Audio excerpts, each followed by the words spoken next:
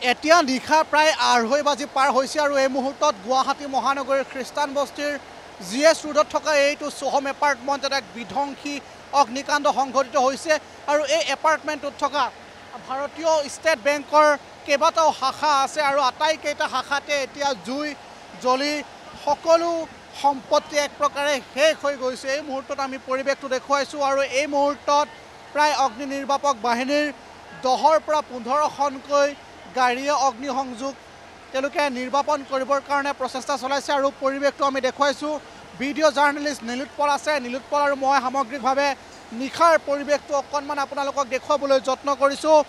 এই মুহূৰ্তত প্ৰায় 10ৰ পৰা 15খনকৈ অগ্নি নিৰ্বাপক বাহিনীৰ গাড়ী আহিছে আৰু ইতিমধ্যে তেওঁলোকে অগ্নিসংযোগ নিৰ্বাপন কৰিবৰ কাৰণে ব্যাহত কৰিবৰ কাৰণে তেওঁলোকে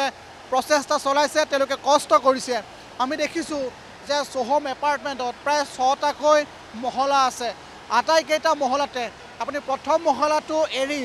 বাকী যি 5টা মহলা আছে গোটেই 5টা মহলাতে ইতিমধ্যে অগ্নিসংযোগ হৈছে আৰু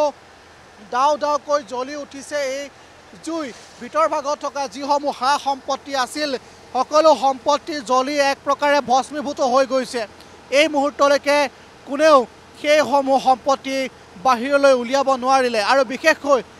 ভাৰতীয় ষ্টেট বেংকৰ কেইবাটাও শাখা আছে। মোৰ চকুৰে এই মুহূৰ্তত দেখিছোঁ মই ভাৰতীয় ষ্টেট বেংকৰ বাণিজ্যিক শাখা, আমি দেখিছোঁ PBB গণেশগুৰিৰ ব্ৰাঞ্চ আছে ইয়াতে, তাৰ সমান্তৰালভাৱে ওপৰ ভাগত আৰু কেইবাটাও শাখা আছে। চকুৰে মনিব পৰা নাই এই মুহূৰ্তত, কিন্তু আমি দেখুৱাইছোঁ আমি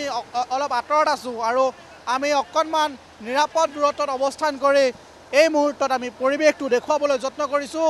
আমি দেখুৱাইছোঁ যে এতিয়াও অগ্নি সম্পূৰ্ণৰূপে জ্বলি ভস্মীভূত হৈ গৈছে। ভিতৰ ভাগত থকা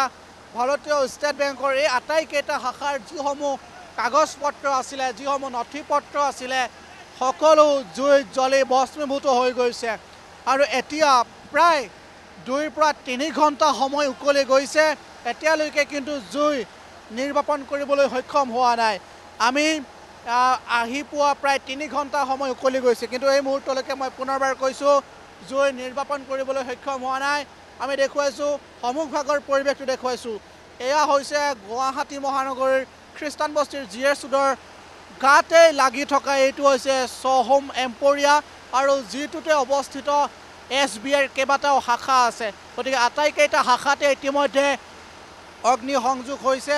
আৰু ভিতৰ ভাগত থকা যিসমূহ নথি পত্ৰ আছে সম্পূৰ্ণৰূপে জ্বলি ভস্মীভূত হৈ গৈছে, ছাৰখাৰ হৈ গৈছে আৰু তাৰ তলতে আছে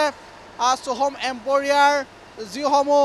কাপোৰৰ বিপণী আছে, যিসমূহ সাজপাৰৰ বিপণী আছে, সেইসমূহ বিপণী কিন্তু এতিয়ালৈকে বস্তুসমূহ উলিয়াব নোৱাৰিলে, কোনেও সম্পত্তিসমূহ উলিয়াব নোৱাৰিলে। আমি পৰিৱেশটো আপোনালোকক এই মুহূৰ্তত দেখুৱাইছোঁ। এয়া হৈছে গুৱাহাটী মহানগৰীৰ খ্ৰীষ্টান বস্তিৰ GS ৰোডৰ কাষতে থকা সোহম এপাৰ্টমেণ্টৰ পৰিৱেশ। এতিয়া নিশা প্ৰায় 2:30 বাজি পাৰ হৈছে, 3 বাজিবৰ হৈছেগৈ আৰু এতিয়াও এনেদৰে প্ৰায় 10ৰ পৰা 15খনকৈ অগ্নি নিৰ্বাপক বাহিনীৰ গাড়ীয়ে অহৰহ চেষ্টা কৰিছে যাতে এইসমূহ দাও দাওকৈ জ্বলি উঠা যিসমূহ জুই অগ্নি এইসমূহ যাতে তেওঁলোকে নিৰ্বাপন কৰিব পাৰে। কিন্তু এতিয়া মূল কথাটো হৈছে এতিয়া ভিতৰ ভাগত অগ্নিসংযোগ কেনেদৰে হ'ল, চিলিণ্ডাৰ বিস্ফোৰণ হ'ল নে শ্বৰ্ট চাৰ্কিটৰ ফলত এই অগ্নিসংযোগ হৈছে, এই মুহূৰ্তত কৈ দিয়াটো সঠিক নহয়। কাৰণ এতিয়ালৈকে কেনেদৰে এই ঘটনা সংঘটিত হৈছে এতিয়ালৈকে কোনো ধৰণৰ সঠিক এটা তথ্য অহা নাই। গতিকে আমি পৰিৱেশটো দেখুৱাইছোঁ আৰু মোৰ পাছফালে আপোনালোকে দেখিছে এইসমূহ অগ্নি নিৰ্বাপক বাহিনীৰ যি লোক আছে তেওঁলোকে ইতিমধ্যে অহৰহ চেষ্টা কৰিছে যাতে মোৰ পাছফালে থকা এই সোহম এপাৰ্টমেণ্টৰ অগ্নি তেওঁলোকে নিৰ্বাপন কৰিব পাৰে। কিন্তু এই মুহূৰ্ততো তেওঁলোকে চেষ্টা কৰিছে। প্ৰায় 10ৰ পৰা 15খনকৈ অগ্নি নিৰ্বাপন বাহিনীৰ গাড়ী আহি উপস্থিত হৈছে, তেওঁলোকে পানী ঢালিছে, কিন্তু এতিয়ালৈকে তেওঁলোকে জুই নিৰ্বাপন কৰিবলৈ সক্ষম হোৱা নাই। যদিও তেওঁলোকে যথেষ্ট কষ্ট কৰিছে, আমি দেখিছোঁ 2 পৰা 3 ঘণ্টা ধৰি তেওঁলোকে কাম কৰি আছে, কিন্তু এই মুহূৰ্তলৈকে আমি দেখুৱাইছোঁ পৰিৱেশটো যে ভিতৰ ভাগত যথেষ্ট সম্পত্তি আছিল, বহু লোকৰ বিপণী আছিলে, সেইসমূহ বিপণীৰ পৰা কিন্তু এই মুহূৰ্তলৈকে কোনো ধৰণৰ বয় বস্তু সম্পত্তি বাহিৰলৈ উলিয়াব নোৱাৰিলে। তাৰ বিপৰীতে ভাৰতীয় ষ্টেট বেংকৰ যিসমূহ নথি পত্ৰ আছিলে বা কাগজ পত্ৰ আছিলে সেই কাগজ পত্ৰসমূহ কিন্তু এই মুহূৰ্তলৈকে কোনে উলিয়াব নোৱাৰিলে গতিকে আমি এই মুহূৰ্তত কৈ দিয়াটো সম্ভৱ নহয় যে জুই সূত্ৰপাত কেনেধৰণে হ'ল কিন্তু সকলোৱে সন্দেহ প্ৰকাশ কৰিছে এয়া শ্বৰ্ট চাৰ্কিটৰ ফলত হ'ব পাৰে নাইবা চিলিণ্ডাৰ বিস্ফোৰণ হ'ব পাৰে যিহেতু SBIৰ যিকেইটা ব্ৰাঞ্চ আছে সেই ব্ৰাঞ্চৰ কোনোবা এটা মহলাত জুইৰ সংযোগ হৈছে তাৰে চিলিণ্ডাৰ আছে বুলি বহু লোকে কৈছে গতিকে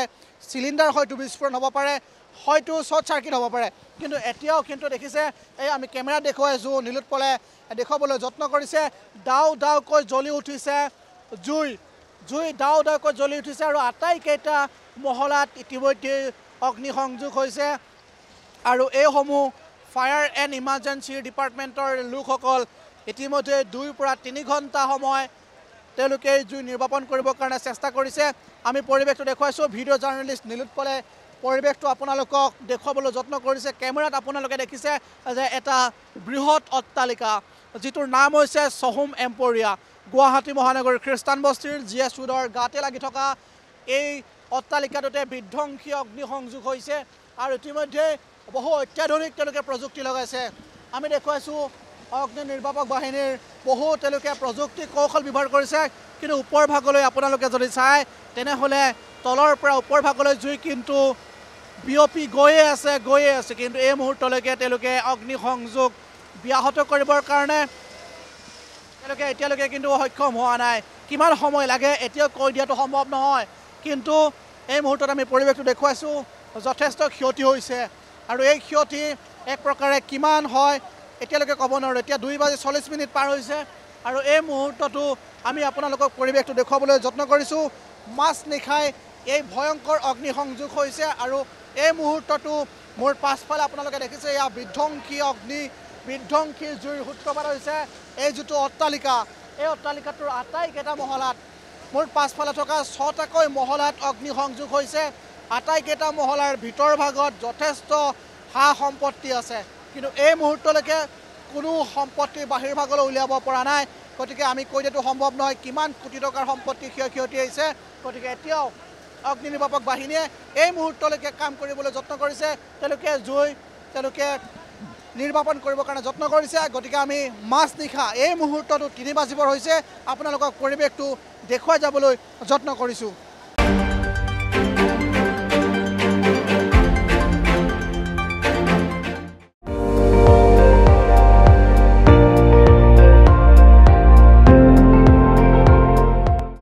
আপুনি চাই আছে ND24 সৰ্বশ্ৰেষ্ঠ নহয় সৰ্বোত্তমৰ দৌৰা